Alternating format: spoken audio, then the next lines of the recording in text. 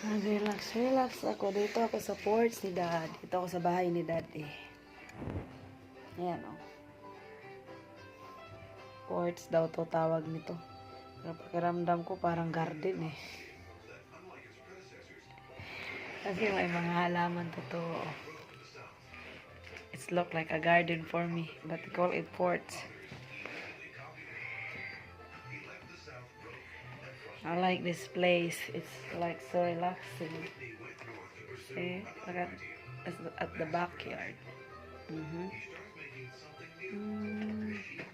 See? There's a lot of plants on here. What's this? So that is a banner before. So that's why you have that thing. Wow. And Dad's house now. It opened in 1969, the latest addition to the NASCAR circuit. One of the biggest spectator sports in the world.